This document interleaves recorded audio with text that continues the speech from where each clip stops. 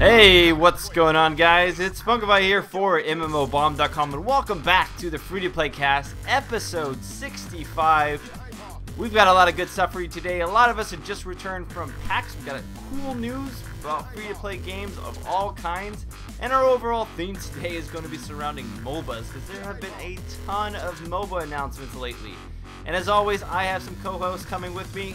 You already have met them in previous episodes. First of all, we have Oni Snake, which you met in the previous episode. Oni, how you doing today? I'm doing great. A little sad I didn't go to PAX though, but you didn't go to, I didn't go to PAX either. But Hana, our other host today, actually did go to PAX. So I thought I was all up in PAX. I thought I would include the fact that we got back from PAX to some degree, you know, because we are all part of the free-to-play cast. So, to some small degree, MMOBomb was in spirit at PAX, and you got some good information for us, perhaps even some keys later on for different things we'll talk about. But, Hana, how are you doing? You know, my voice is a little rough because I definitely fangirled out a little bit hard at PAX, but other than that, I can't complain. I got some inside scoop about some games that I know you guys are going to want to hear about, so I'm just giddy to get it off my chest and share it with you guys. All right. I'm glad that you're giddy about it. You fanboyed or fangirled it up at PAX? You said you were screaming loud. Well, I didn't fanboy. I fangirled. Yeah. Let's get that straight. All right. Fangirled. Yes, fangirled. I don't want to be... Way to call me a man, Michael. I don't want to be sexist here. This isn't a sexist show. I sound like one, but I am still a female. Whoa. Where is this coming from? Are you loading this all on top of me? This is news to me. You sound very much like a female to me. All right. So let's go ahead and start with the news. So... Our first piece of news is a free-to-play Dungeon Defenders 2 was announced with a new MOBA mode specifically. So they have the original Dungeon Defender mode, which was a tower defense mode, where players could assume the control of like a hero and level them up and put gear on them and have different turrets that they unlock and can upgrade, etc. And it was a really fun game. There was about over 1 million copies sold since I think December 2011.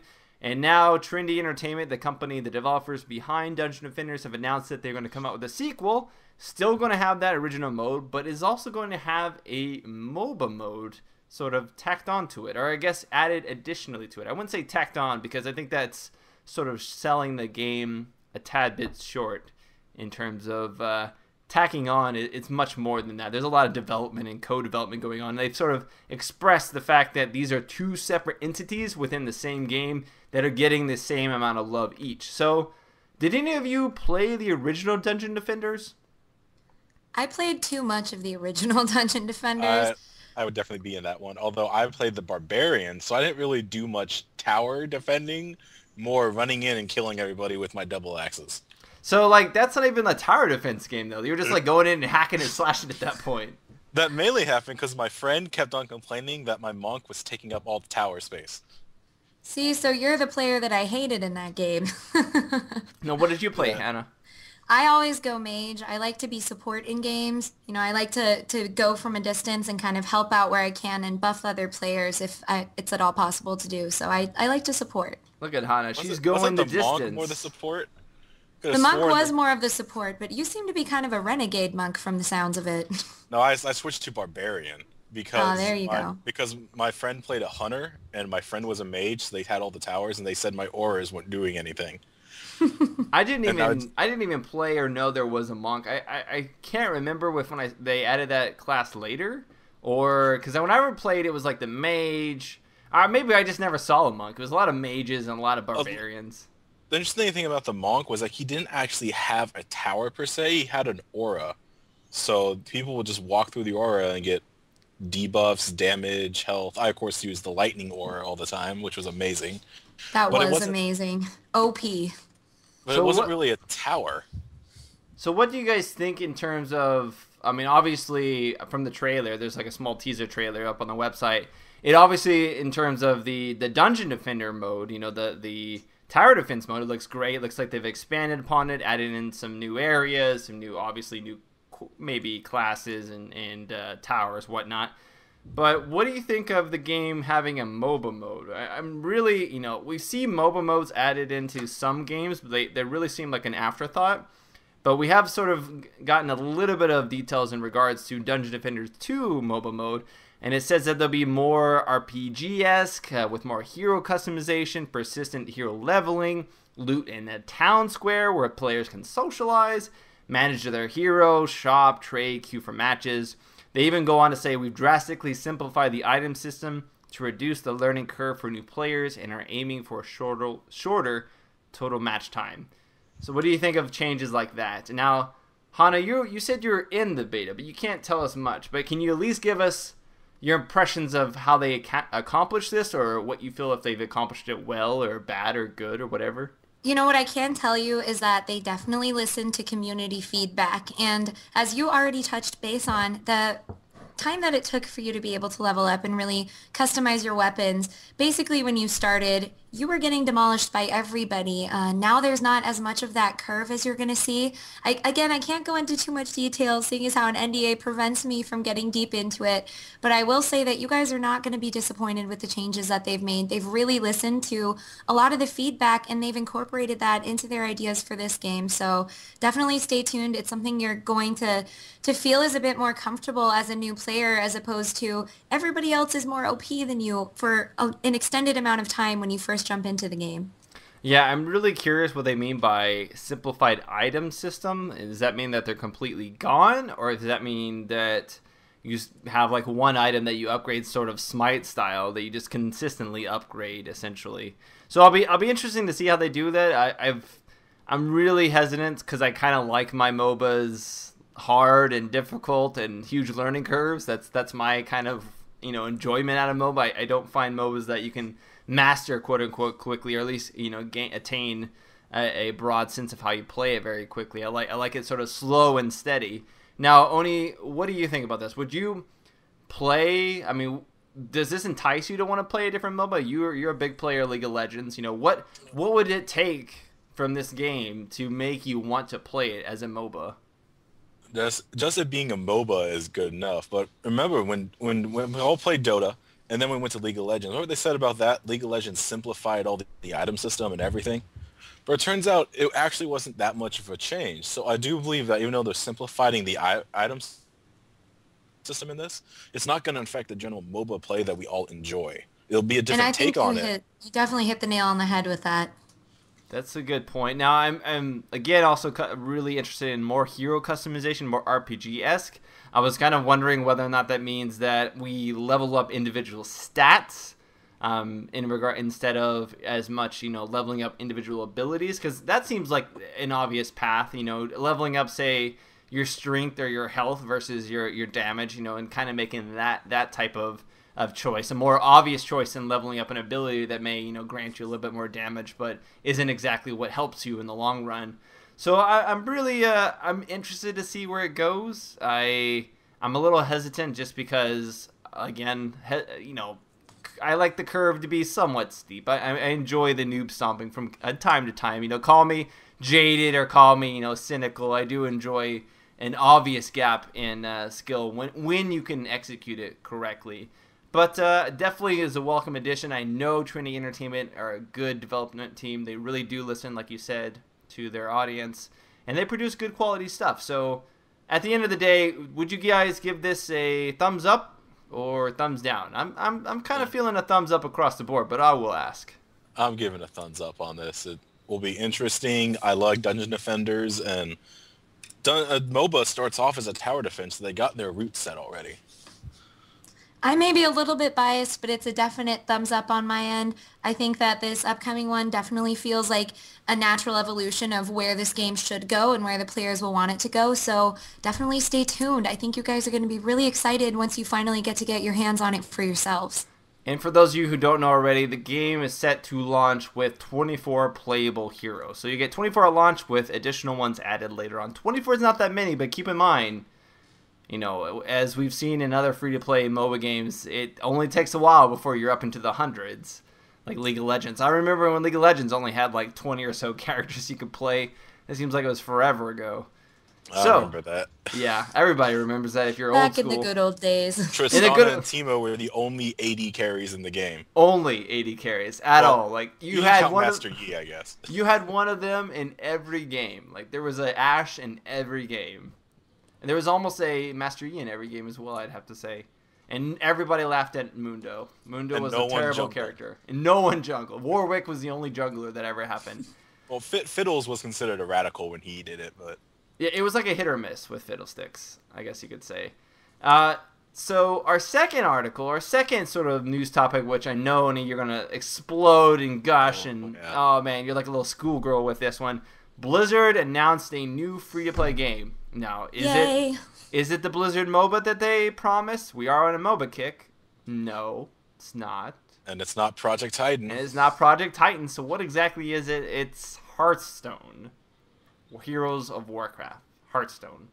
If you guys have definitely played the trading card game, I know I have. Those of you playing WoW just for the loot cards for it. It plays very similar to the actual card game with some different character designs. You can see the artwork. They're actually taking that from the card game. A lot of the art they're using it was already in the card game. So the art in it was beautiful. They have custom voices. The 10-minute video, which they have, it's one match between Malfurion. I'll have it up on this. Gul'dan. So definitely check out that link for that. They have custom voices. Each of the heroes have their own voices. When you play cards, one of them was, if you all played around, remember Finkel Einhorn and the Beast? Yeah. That card is actually in there. It's when you get down the game, you later see it. But when you kill the Beast, your opponent gets a Finkel, and there's an actual voice clip of Finkel saying something when you kill the Beast. I watched a little bit of that, the tail end of it. It actually seemed pretty cool. I mean, it certainly had Blizzard's touch of like polish and animation. I mean, I was a little bit disappointed that there weren't actually like.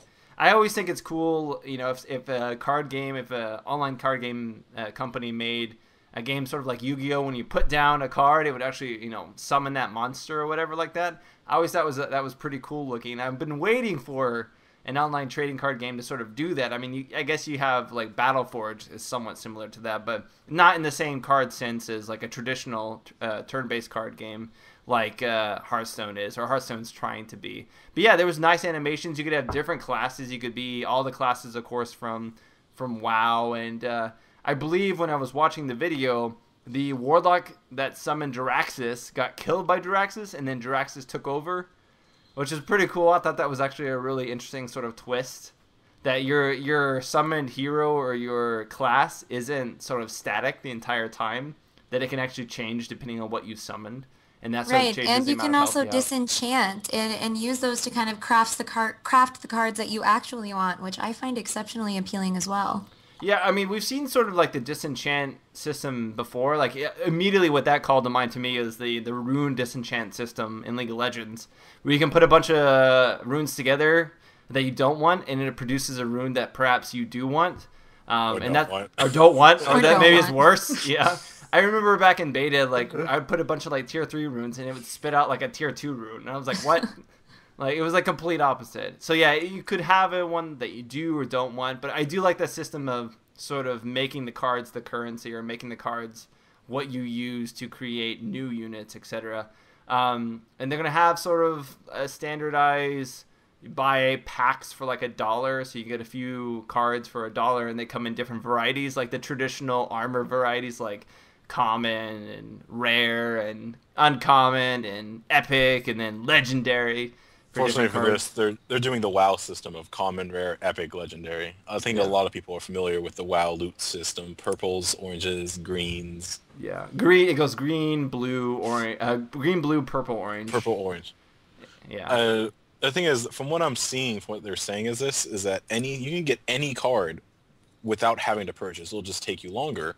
But you play other CJMs. I play one on my iPhone called War of Heroes, which is free to play. But the free packs you get only go up to the 4-star rarity. It has a 6-star rarity. So if you want to get past that 4-star rarity, you have to actually put money in the game. Now this actually opens up an interesting discussion, which I'd like to ask you guys a question about. Do you feel like buying a pack, like playing the game, you know, for free and accruing packs, you know, on your own, if they are level in terms of like their power versus buying a pack, do you feel like that is somewhat pay to win? Because I can understand the fact that, you know, you can buy packs and get them sooner, or you can play, but that, you know, the way I see it is, if you pay for packs, like you just pay a ton of money and get a ton of packs, you're probably going to have a wealth more access to a bunch of cards that other players can't, that are, more rare, etc. Just because it's going to take you longer to sort of get that amount of cards just through playing by yourself, to the point where you may get crushed by someone who's dropped $100 on cards, because if it's $1 a pack, that's 100 packs for $1. Do you think that can sort of maybe bring in some questions of pay to win, or do you think that system is somewhat balanced if you at least have an option for both sides? I think it's somewhat balanced because that's something that even in any non-games, if you play Magic the Gathering, it's the same system. This guy bought 20 packs, I bought 1 pack. Yeah, but I mean, that's Magic the Gathering. Of course, he's going to have more option of the cards, but you had the same percentage chance to get the same rarity, though. See, but the counterpoint to that is Magic the Gathering is a game that everybody buys into. Everybody makes those purchases. But when you talk about a free-to-play game that has this sort of ability to buy packs and buy customization through buying different, units or buying different cards, what have you, does that make it pay to win just simply for the fact that the entry point is free? I think that in this day and age, being that it's 2013, anything that's free to play, I think it's pretty much common knowledge and assumed by the masses and by the people playing the games that there is going to be some way that they're going to make money off of it. I think we've seen that with every major game that's come out within the past 4 years that does have a free-to-play option. 9 times out of 10, they're going to try and get some more money out of you. What I do like about this, though, is that it is balanced enough to where, there's not an item that you can only get by purchasing it. So it's not something that would deter me from this game. And the fact that it's still part of the Warcraft universe, I mean, I'm going to need to play it being a Warcraft player myself. So I'm all right with it. Obviously, it's not idyllic, but I'm not mad at it. Okay. In my opinion, and this isn't knocking the game's actual mechanics or anything like that. In my opinion, if you're going to have the ability to purchase packs, number one, it should limit how many cards obviously you get through a pack. But I really feel like if there's the possibility of simply offering more cosmetic options, I feel like developers should first pursue that option for, getting money, much like Path of Exile has, if you want to use a good example. And, players could they could have added a system where you could purchase skill gems or something like that. Of course you can find skill gems in the wild, but hey, you could have purchased them. And I like the fact that they just kept it strictly at cosmetic items, because that just sort of, to me, eradicates any sort of chance or even discussion of pay to win, because it's it's sort of like point blank, no, you can't get in any other way except for that. And I don't know if there is card trading actually in Hearthstone Heroes of Warcraft. They haven't implemented it yet, but they do want to. It's just they're currently focusing on getting the one-on-one players going on. That's what they said in the article that Blizzard announced. It is something they want to eventually get in, though. Oh, wow. Well, you're a walking fact machine for Hearthstone then. Yeah, so in that case, when you introduce the player trading mechanic, then that introduces a whole nother level of balance in terms of if a player can purchase a bunch of cards and then use those cards for trading purposes, how much does that actually affect the actual worth of a card?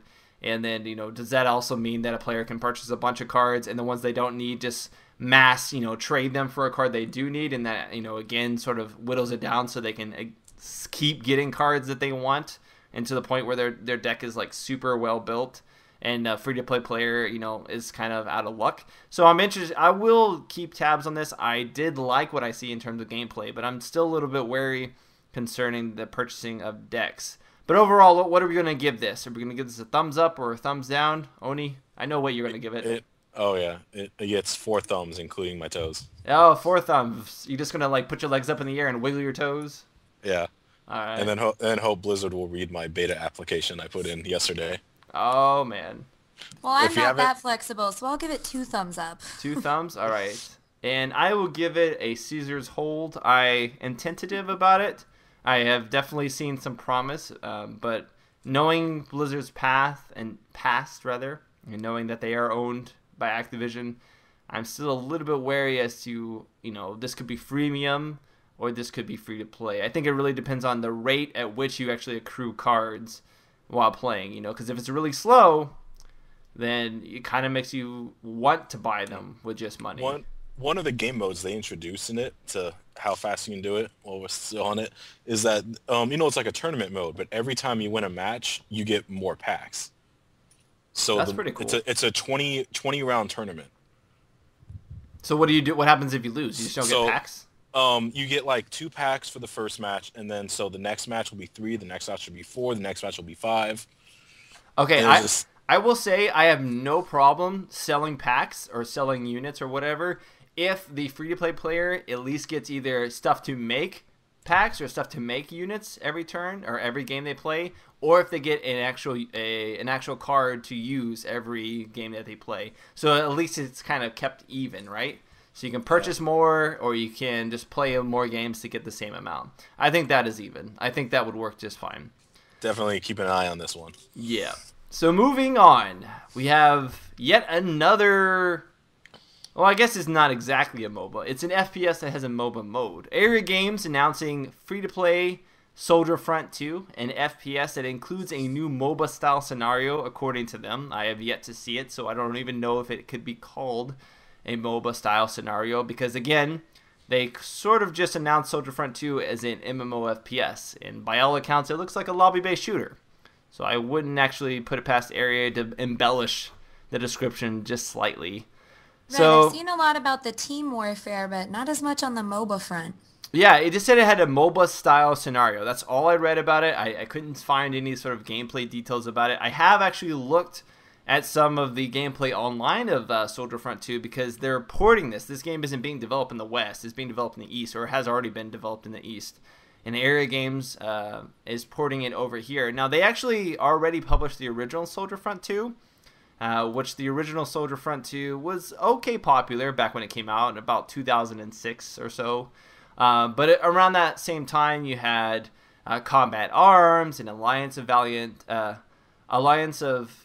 Arms as well, AVA. You had both of those sort of shooters come out, and I feel like they dwarfed Soldier Front to some respect.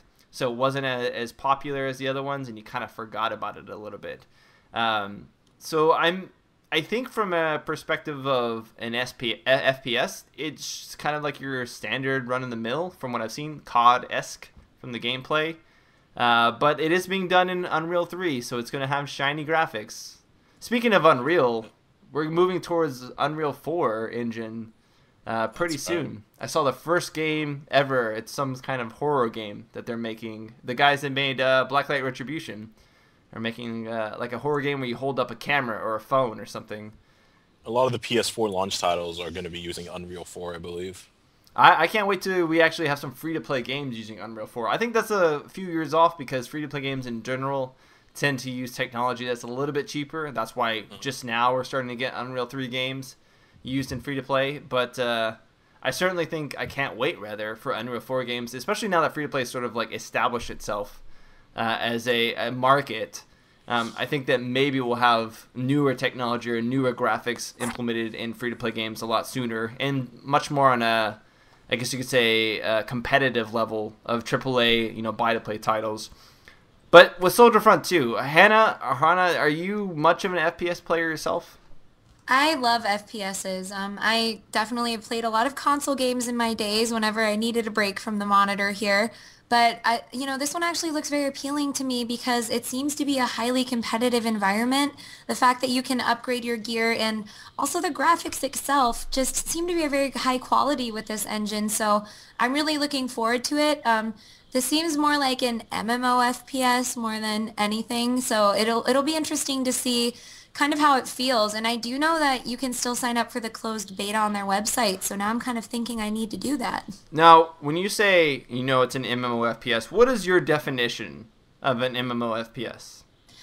In my opinion, a definition of the MMO FPS would be basically an environment that has a lot of combat scenarios where everyone can join in there, and one that definitely will throw new things at you. So an environment that you can interact with. Do you consider that as like a persistent world FPS, or can it be a lobby-based FPS that has sort of social and persistent elements? I would say a persistent world, something where whenever you jump into it, you can kind of jump right back where you left off, so and it won't be starting over. You're talking about like PlanetSide 2. Exactly, precisely like PlanetSide 2, which is essentially PC version of Call of Duty. I wish you're gonna get some flack for that. You're gonna get Oh yeah, you're gonna get some flack for that. Unfortunately, we got to talk about MOBA, right? One of the biggest things in MOBA is the range. We're shooting with guns, so what's the range of these guns that they're going to have? Or are we going to have everyone in the lane being complete shooting tower to tower range with minions just getting in the way? See, Fair enough. That's the thing. Like, okay, so first of all, my definition, really quickly, just go back to the MMO FPS point. My definition of MMO FPS would be PlanetSide 2, where your character, when you get into the game, it's persistent world. Everybody else is in an open area persistently. I would consider Firefall in MMO FPS, and right now I would consider PlanetSide 1 and PlanetSide 2 MMO FPS.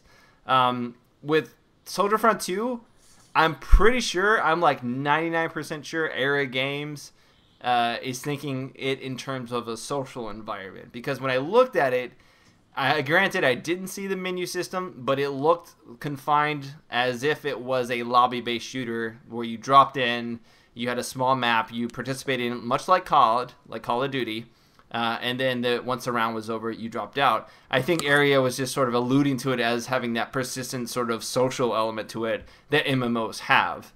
Now, in terms of comparing PlanetSide 2 to Call of Duty, that's another whole world of thing. I think that really the best way for you to sort of get an idea of the differences between Call of Duty and PlanetSide 2, Hana, would be to play PlanetSide 2.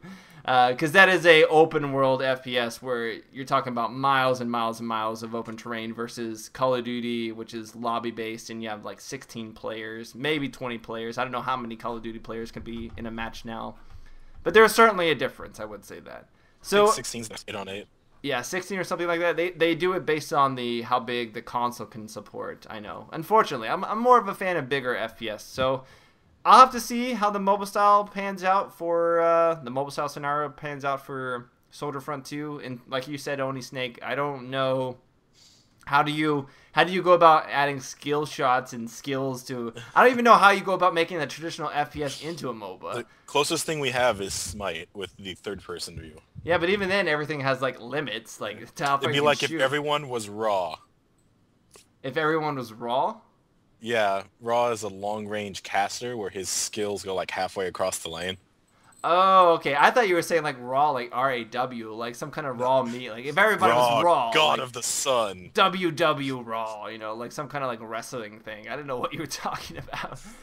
All right, so I'm gonna go ahead and give my thumbs down to this because I don't think it's going to be what Area wants us to believe it's going to be. I really think they're just sort of using a little bit of their PR hype to spin this so that it looks like, you know, granted, there's a lot of people out there that like their Call of Duty FPSs, but we have Warface coming out soon, which, I mean, in comparison, I think Warface, in terms of what it offers, so far, what I've seen, is a better experience, and their graphics engine, I would say, is arguably better than Unreal 3. So right now, I'm going to go ahead and give a thumbs down to Soldier Front 2. What are you going to give it, Oni Snake? You can give it thumbs up, thumbs down? I'm giving it a thumbs down because I don't think the shooter genre works as a MOBA genre.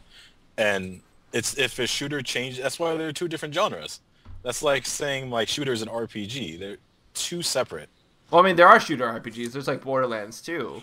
I mean, things can be implemented correctly if done right. But I don't think this is gonna do it right. No. I do get what you're saying. It would be extremely difficult to implement an FPS into a MOBA scenario. I mean, granted, it may, you know, props to them if they do try to do it for trying to be innovative, you know, because that's the one thing that I don't think we give enough developers credit for is them trying to introduce new mechanics, whether they fail or not.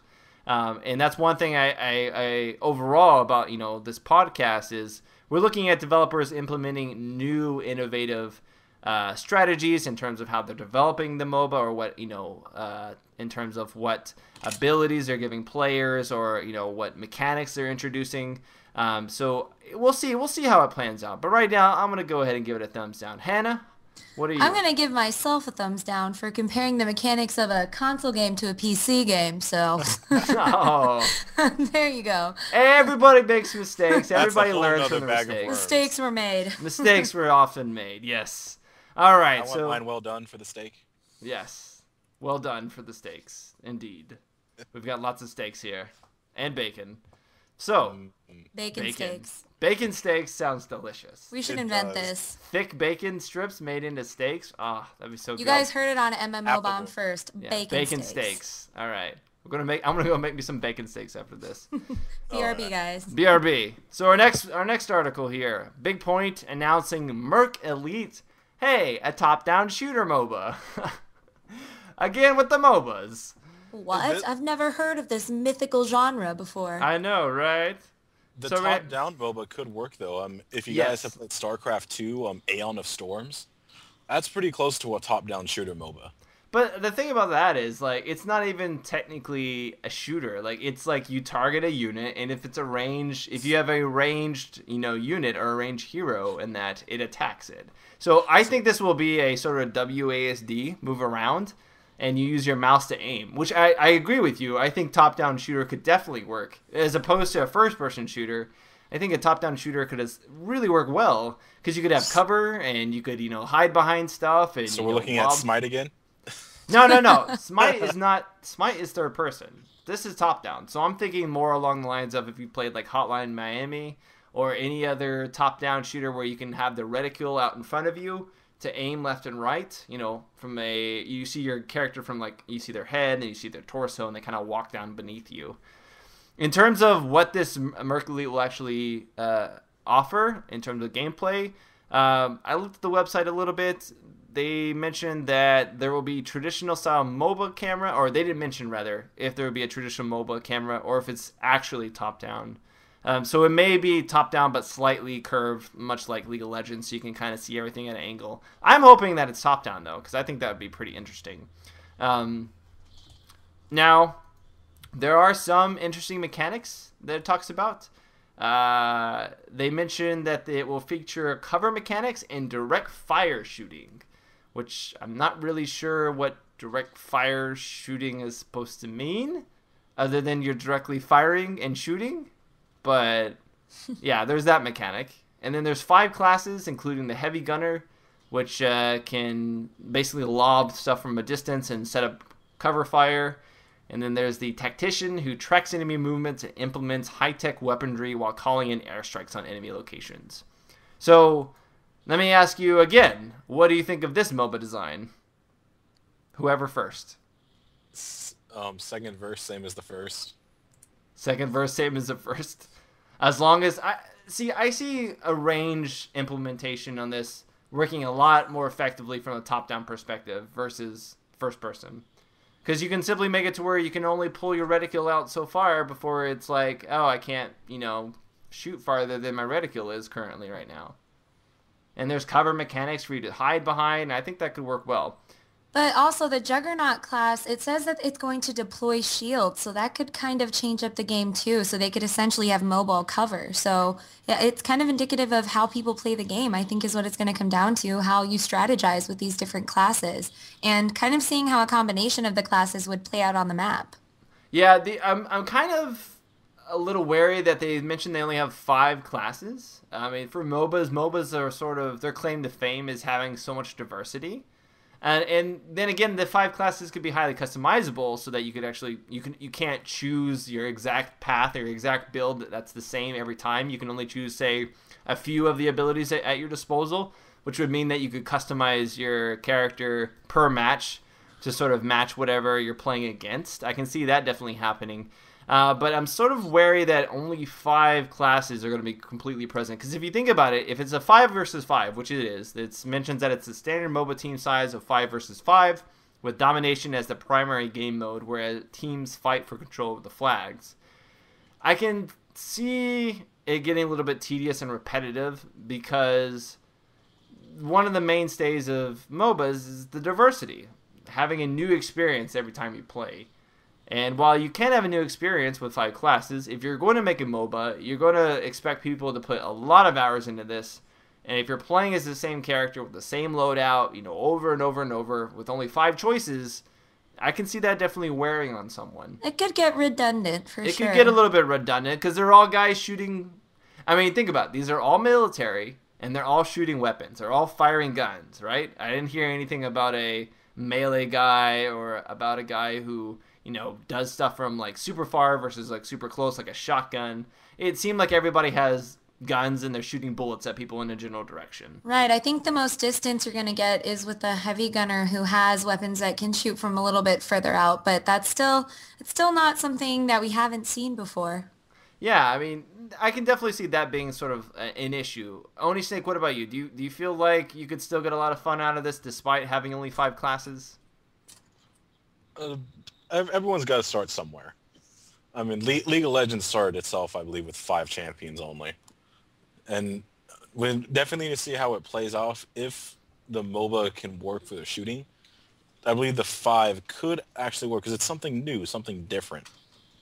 We haven't seen a shooter type MOBA, so the 5 classes, the new gameplay design could be able to hold it, and then once we're bored with it, then they'll probably start getting out more. As you said earlier, give them some time and they'll start popping it out like candy. The only thing that I'm a little wary about too is that since they've sort of backed themselves into a hole and said we are a military, near future military essentially, and you're going to expect every guy that you fight with to be someone who uses guns. So that sort of restricts you in how many classes you can create, because how many classes can you create that only use guns, right? So especially if they're using, cover fire mechanics and stuff like that, actually really focusing on making this a shooter MOBA, I can see that sort of limiting them just a bit in terms of what they can create in the future.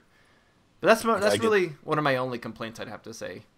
As long as they make one stealth knife fight guy, I'll be happy. It sounds like they have someone like that. Yeah, the recon class I know uses stealth, and it says that it can get in closer to the enemies for final blows. So maybe that would be the shotgun you're looking for. Shotgun, or maybe he's like shotgun. I want a knife. He's got a knife. He's gonna be a like katana. I'm trying to think of like Ops. a really like famous ninja that can go invisible, and I guess all I can think of recently. Every ninja, yeah, every ninja class. So it's a recon ninja. We'll say it's a recon ninja.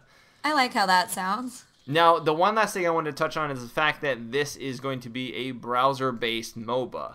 Big Point only makes really browser-based games, although this game will be using the Unity engine, which we've seen a lot of success with. I've used it personally myself, and I can say that it's really robust. It is capable of really good graphics and good gameplay. But I know that's initially going to turn a lot of people off because I know at least when I play a MOBA, I play competitively, and a browser does not invoke confidence in maintaining connection and maintaining, no lag, or, me accidentally minimizing the browser or exiting out of it or what have you. And I've seen a lot of glitches come from browser-based plugins at times. So I'm wondering, would you still play it even though it's in the browser? I would try it and see how many rage disconnects I get before I start getting fed up with it. I can see that. If it's below 5, I think I'll be good. I know myself, and I know that the one thing that I can't stand is when something lags or when something disconnects. And having 100 megs of internet here, if that happens, I get exceptionally frustrated. So for me personally, I just don't see anything that's innovative enough that would really even make me want to try and do it on a browser, in all honesty. Well, there you have it. Hannah sees nothing innovative about it, and she does not want to play it at all. And Oni Snake is giving it 5 chances. So he's got 5 disconnects, reconnect tries, 5 lives. The game has 5 lives. And anything more, and I might not have a computer screen to play on anymore. No, you're just going to throw it off the table. It's like, yeah! I'll be fair, and I'll give it 1 shot. But maybe Oni and I can go in together. So, if we do rage quit, we can both rage at the same time. I won't feel all alone. I will say I did play their other MOBA, or it's slightly like a MOBA, Universal Monsters Online. That was fairly glitchy when I first played it, and it was still somewhat glitchy when I played it again. But it at least had some interesting mechanics in it, and I felt like it was trying to be something different in the MOBA genre. If I could give Big Point any props for anything, it's the fact that while they may not always execute it correctly or in the best way, they certainly tried to be a little different with how they treat their game. So if Universal Monsters Online was a test for their Merc Elite new shooter MOBA, and they actually learned from the mistakes of what they did with Universal Monsters Online, I can see it actually being a good time waster for a few hours at least. But alright, so going ahead and giving it thumbs up, thumbs down. Oni Snake, we'll start with you. Thumbs up or thumbs down? I'm gonna pull the Caesar abstain. You're going to pull the Caesar? We'll keep it there. We'll just hover there for now, see where it goes. What about you, Hana? I'm going to have to go the same. I'm going to go Caesar. There's nothing that I've seen that really seems to pique my interest as of yet or make it seem unique. So I'm going to stay neutral for now. All right, so we've got 2 Caesars. I myself will also be a Caesar. So across the board, we'll see whether or not this MOBA makes it or whether its fate will be sealed. Now, I did want to, I know this is on your scripts here, but I did want to throw this in just at the end here really quickly because I just got wind of it. There is one more MOBA. Yes, one more MOBA that got announced this week that I should feel we should mention in this show, and that is the DC Universe-inspired Infinite Crisis. Now, that is actually on the front page of MMOBomb right now in terms of for you, Oni, Snake, and Hana if you want to look at it. But it essentially features all the DC heroes and villains from different universes in different styles. So we had Batman from Hell or Batman from the 1930s sort of steampunk era, or sorry, not 1930s, but 1800s steampunk era. You have Joker that looks sort of like Pudge in one of them. And they're all fighting together in one giant area, 5 versus 5, and it's inspired by 52 alternative worlds. So there's a lot of, diverse background and lore and character design that's being placed into going this. Back to Infinite Crisis. No more Superman Prime. Yeah, in the DC world, there's an infinite number of universes, such as I believe we're Earth 3, somewhere between 3 and 5. I'm sure people in the comments or the comic book nerds will correct me, but in one of the Earths, Superman was basically a god because he absorbed so much radiation. Now, on the plus side, this means they pretty much have an infinite inspiration. Imagine all the heroes and champions. Mm-hmm. And so many abilities to play with. It's the DC universe. It's like every character creation will be amazing. I do have to say from the artwork on their website, it did look very cool. I saw a lot of cool designs for the different heroes, and I can imagine that, if you got 2 different Batmans, but they're from 2 different eras, you could potentially have 2 different sets of abilities for them, which would be like, man, I feel like playing Batman, but I don't feel like playing traditional Batman. I feel like playing Hellbent Batman, and so you can have sort of like those different moods of what kind of superhero, supervillain you wanted to play. Now, really quickly, I will mention a couple of interesting different systems or mechanics they have in place. There's going to be destructible environments, it said, where you'll be able to create new pathways or obstructions so foes can't pass, or you can, get to your area location a lot quicker. It is going to sort of be based in a lot of iconic locales, so it doesn't sound like it'll be the traditional MOBA in the sense that you have like one map and 3 lanes rather. They may still keep the lane aspect, but may move it around to different locations. And then there also be sort of like these cataclysmic events that occur throughout the match that again change the environment in some way and present new challenges, it says. So I kind of like the idea of a map that has like these dynamic aspects to it. And I like the idea of destructible terrain and terrain that you can actually modify to obstruct enemies or create new pathways. If anything, between League of Legends and Dota 2, one thing I like Dota 2 that League of Legends doesn't have is the destructible trees. Actually being able to create pathways through the trees and juke people out and stuff like that. I thought that was always really cool with Dota, and so I'm hoping that we can get sort of like a more robust version of that, both for creating pathways and for obstructing them with Infinite Crisis. So do you guys have any thoughts on this? Hana, would you be interested in playing this? Definitely. I mean, the fact that I could play Gaslight Catwoman and be able to kind of brawl my way through the map, not have any sort of rails of the environment constraining me, and the idea that everybody would be going through these catastrophic events kind of at the same time, I just feel like that's a recipe for success in my book. So I couldn't be more excited to get my hands on this. What about you, Oni? I'm giving this a thumbs up. I am looking forward to it. I believe it has a lot of potential. I do too. I would have to say this, out of all the MOBAs that we've mentioned today, I think it's between this and Dungeon Defenders 2 in terms of which MOBA I'm looking forward to the most. I would probably lean slightly towards Infinite Crisis, just because I'm a fan of superheroes and I like the idea of destroying everything. I mean, can you imagine 10 superheroes and supervillains in one location? The mayhem that would bring? Ah, Oh, I can't wait. I'm nerd raging right now. I'm not nerd raging. I'm having nerd orgasms right now just thinking about that. It's And so... I think just taking those characters from our childhood that we've grown up reading in comics and being able to create it on our own and not have the constraints of one type of Batman. We could have both kinds. We could have all the kinds of Batman in the game. I think it'll be exciting to see, the traditional characters and their alter egos going head to head in this environment. I think it's going to be really exciting. Must have more Batmans. Want all the Batmans. All Yes. the Batmans. All right, so with that being out of the way, let's go ahead and move towards our weekly bombs here. Now, we've got 3 separate weekly bombs here. I think this is actually going to be a good week. I don't think we're going to crush any publishers with our words today. But Apparently we're very happy this week. apparently, yes, we are indeed. Maybe it's all these MOBAs in our bloodstream. I don't know. Yes. So the first, I'm going to go ahead and go first. I'm going to give a da-bomb to Capcom and Disney. What is this? Capcom and Disney. Have I gone soft? No, it's because they're remaking DuckTales. Now, if you guys are too young to remember DuckTales, it was actually one of the better NES games back in the day. Had all the famous music from the DuckTales TV show. Had actually really good music on a lot of levels, especially the Moon level. That's probably one of the best or most iconic 8-bit video game songs out there, and certainly deserves to be listened to if you haven't heard it already. So I'm really looking forward to them remaking that.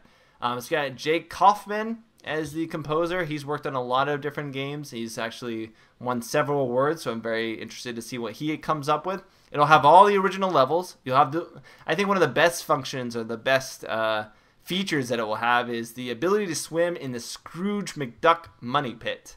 Which, if any of you watched the show, he had a giant money pit with coins, and you just be able to swim in it. I think that's going to be amazing. I always wondered how you'd be able to dive into something that seemed pretty solid, but that's going to be exciting in the game.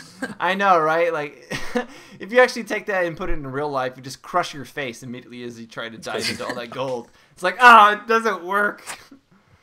It's so terrible. Yeah. My face hurts. My face. Maybe it's like water mixed in with gold, Maybe. That's how he does it. So I'm definitely going to give a da-bomb for it. It's very good, and hopefully it isn't going to suck, and they're going to do it justice, and it won't just seem like a quick money grab, but I have faith in it. It's got WayForward as the developer or the port manager, I guess you could say, since they're actually like making it HD and changing it some. And WayForward has worked on quite a lot of 2D side scrollers, so I have faith in them, I'd have to say. So I'm going to go ahead and give a da-bomb to DuckTales. Can any of you sing the theme song? Can any of you sing any of the theme song, rather? I know, Nope. but I'll let Hannah do it. No, I actually never played that game. You don't even have to play. You just gotta watch the show. You didn't want to watch I honestly DuckTales? couldn't even tell you. I was too busy, I think, watching Power Rangers to even spend more time than thinking about that money pit as a kid. DuckTales, man. I'll sing a little bit with you, Oni. You ready? Life is like a hurricane. It's a duck world. Yeah, Dark Blur. That's right. Da da da da da da da da da da da. Yeah, I just know the song. Da, da, da. Yeah. Solving mysteries Please. or rewriting The history. DuckTales. DuckTales. Woo! That's all. Yeah, that's good enough. We don't need to butcher it anymore.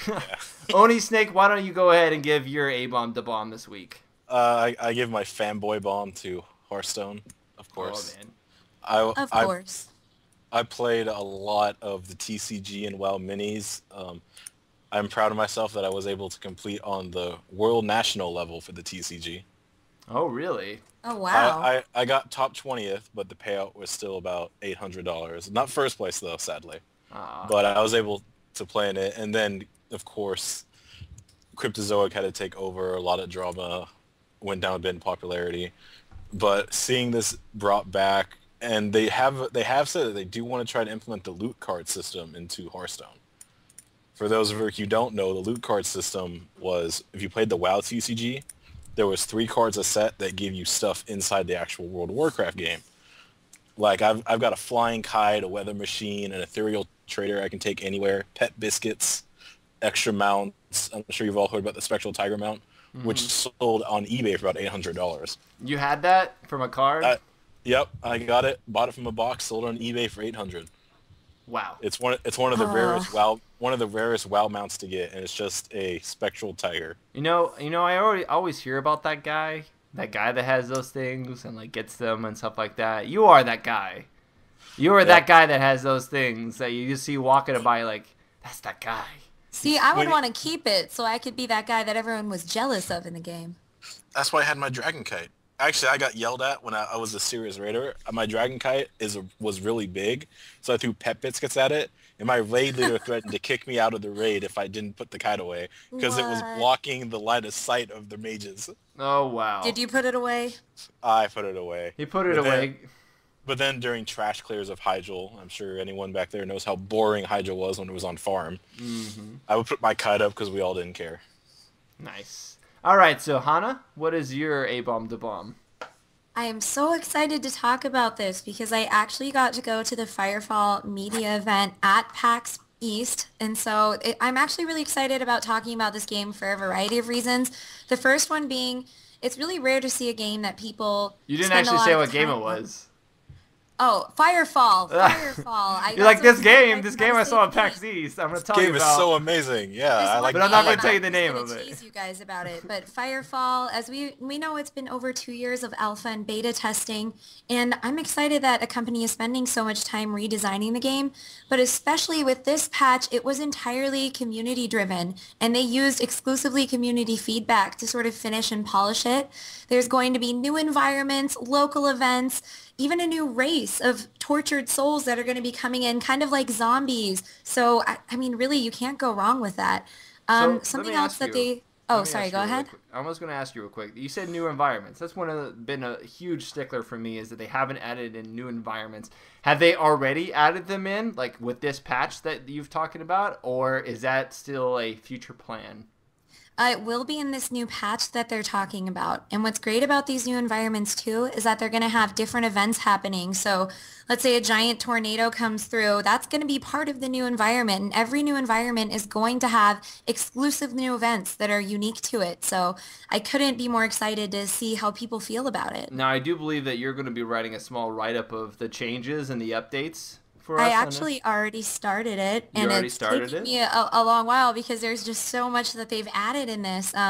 There's even going to be new team missions, and I think the thing that everybody who enjoys the social aspect of this game is going to latch onto is that the thumpers are now social. So everybody is going to get a benefit when you're doing these missions to find resources together. And the thing that deters people is, oh, it's difficult to get the resources I need, but I don't want to share it with people. Now everybody is going to get the same resources when you're in a group. So that's pretty nice. Definitely jump into that and don't be deterred by that. I also heard that they're updating the Chosen. They're a lot more attack or aggressive, and they actually assault in teams now on the static bases. They are, and they've actually buffed the Chosen, some of them with masks. There's new dialogues, there's snipers, engineers, drones, and each of them is going to have a distinct role. That's pretty cool. Not bad. Well, thank you for that. I look forward to your article, as I'm sure many of our viewers and listeners will as well. Yeah, I'd love to tell you everything, but then I think you guys will have nothing to read. Well, we'll look forward to this upcoming week, sure. I'm sure you'll get it to us, and we'll put it up this upcoming week. You guys can check out all the Firefall details from PAX. Now, down to member bombs. We have two member bombs, unfortunately, this week. But 3 questions of the week that we'll go over. So to begin with, we have Hunter XK5. He says, the bomb for ZeniMax for finally confirming true test, as in the Elder Scrolls Online, first person. A bomb to EA and their inability to produce a quality game because they're too concerned with filling their He said considered, but they're too concerned with filling their wallets. Why couldn't that rumor about them being bought out by Nexon have been true? I don't know. Which one's the greater evil? EA? Nexon? Cough. EA. Cough. Cough. EA because they think they're making good games. Yeah, that is true. That is true. They lack a sense of humility. Nexon brought us Gunbound. Nexon, but I mean, come on. You can't keep saying, oh yeah, Nexon for things they did in the past. We got to see what they do in the future. EA in the past brought us good games. But look at EA now. See? You gotta look at it from two perspectives. From both EA sides. also brought us bad games a lot in the past too. That is true. Nexon's brought us bad games too. Actually, I just played Gunbound all the time on Nexon. Well, besides Gunbound, can you name another one? No, Gunbound, because I Gunbound, spent Gunbound. too much time on. Well, I did play Pangea, but I think that was Area. So our other member bomb comes from Ocean 25. He says, A-bomb to EA. They are just money-milking imps, screwing up a lot of potentially good things. Well said. Money-milking imps. I like to see, I can just imagine an imp right now just milking a cow. He's like, I'm just milking it for money. And then Battlefield Heroes is a good example. It can be really amusing, but anything but the free starting gear costs real money. Everything. Pay to win. Like, frick.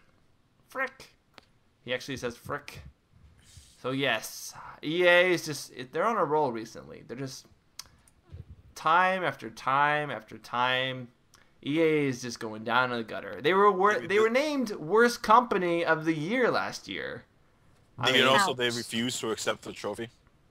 I know, because they refused to accept it because they thought they were better than that. Like, that's the reason why they're, the whole thing exists, is to give you a self-evaluation from the outside, not from the inside. That's not how it works, EA. Maybe the new CEO, though, will... No. It'll just be a drone like the last one. Just drone after drone for a while, at least. I don't know. That's what I think. That's my hunch. So, weekly question from viewers. If you remember last week, the question was, do you prefer MMOs that incorporate pets, or you prefer an MMO that only has pets bound to specific classes? We have one answer from Trollis, who says, I personally prefer a fleshed out pet system where your pet actually contributes to kills and aids in fight, where every character can possess one, instead of just being there and being essentially useless. I have nothing against summoner classes, though. Then we have Slyfox, who says, in all honesty, pets are getting to be a pain in the butt. Give a mount in game, and that's it. The only other pet would be the one that picks up the loot on the ground for you. I just tried Chrono Tales, and I can tell you that I have 3 pets to play, 1 mounted, 1 merged, and 1 that fights. That is pushing it. And finally, Yield of Blood, instead of Field of Blood, Yield of Blood. I like pet systems in games, especially if everyone can have combat pets and not just certain classes. I especially like the idea of combat pets also being mounts, so yeah, I'm looking forward to Dragon's Prophet. Also because it has player housing and action combat, supposedly. I got to admit, I do like combat pets being mounts. You like combat pets being mounts? Now, you like having a pet that is a mount while in combat, or just a mount that is also a combat pet? Like, I have my wolf who's killing things. I kill everything, then I jump on my wolf and run around on him. Yeah, and I don't mind that. I think that's a pretty good idea, and that's sort of what Dragon's Prophet's going for. And I actually got into the closed beta for Dragon's Prophet, European version. I'm playing on the EU servers, but I can't talk about it much. Let's just say... As long as I can ride a dragon. Let's just say it's going to be in beta for a while. We'll say it's going to be in beta for a while. There's obvious things that are missing and need to be finalized. So, for the question this week, we have, what new feature or twist would you add to a MOBA if you could? So I'll ask you guys this first. Hannah, what new feature would you add to a MOBA? Feature or twist? When it comes to a MOBA, I would love to see one where it wouldn't necessarily be specific to a location on a map. I would love to see one where there's a lot more environment events, and maybe change it up so you're not stuck like in League of Legends where it's 1, 2, 3 lanes. I'd like to see something where you kind of get a little bit more guerrilla style with your environment. That's pretty nice. I do like that. What about you, Oni? For a new feature, I would like to see a loadout system, actually. Like, for all the abilities that we see, you have always 4 abilities, right? Mm-hmm. What if before a game you had the option of 6 abilities, but you can only choose 4 of them? That's a pretty good idea. That would be definitely an interesting feature to see. It also allows a lot of customization, and you could have a mirror match, but still be a completely different game. That's one thing I mentioned earlier. I think if you had classes or characters rather that had multiple abilities and you had to choose which ones you wanted to use as the game progressed, I would say let's say for example you start with none, And then when you get into the game, you pick your first skill.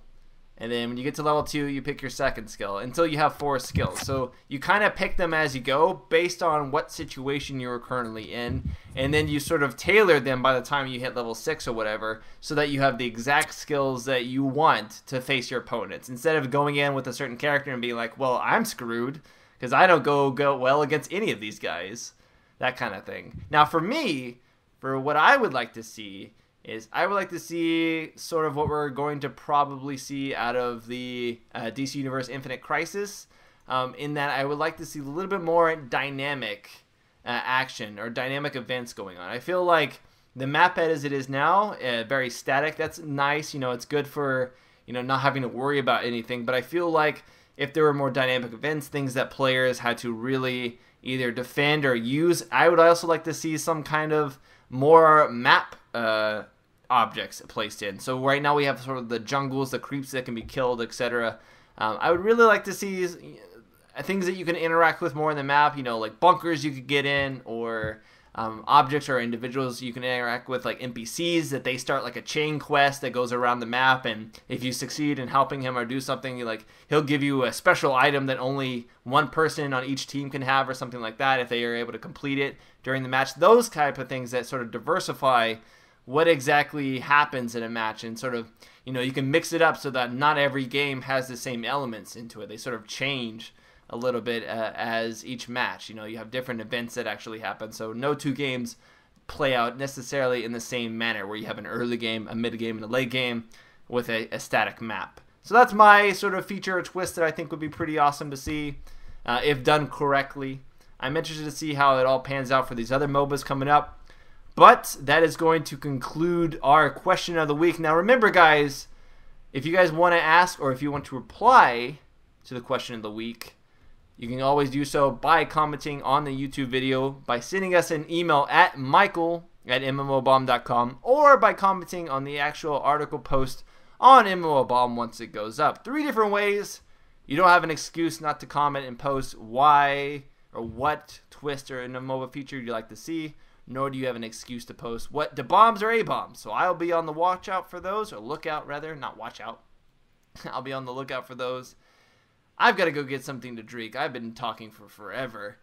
But it was very much enjoyed to have you, Hannah, and you, Only Snake, both of you on the show tonight. Would you like to go ahead and plug your Twitters if you'd like anybody to follow you or talk to you after the show? Go for it, Oni. You take the lead here. You can find me at Oni Snake everywhere. Oni Snake Twitter, Oni Snake YouTube. OniSnake@hotmail.com is my email that I answer people to. I do stream at Twitch TV/OniSnake. I have been thinking of starting a new stream type shows of actually free-to-play games. So if you're interested in certain games, you can always email me and I can get streams set up. You should totally post that in a comment once the video goes live, so people will actually remember to do it. I shall. All right. And then Hannah? And you guys can find me on Twitter at Cybernova. I link all of my other media from there, so I'll leave it short and sweet. All right. And of course, for me, Spunkify, you can reach me at Spunkify on Twitter. You can also just email me if you want to chat it up, or just send me a message telling me you love me, or that I'm terrible, or I'm horrible, or where's Magic Man, etc., etc., etc. You can do that at michael@mmobomb.com. For all of us here on the Free to Play podcast, I hope you enjoyed this episode 65 here, and we will see you for the next episode of the Free to Play cast. I've been Spunkify, your host. I'll see you next time. Spunkify out.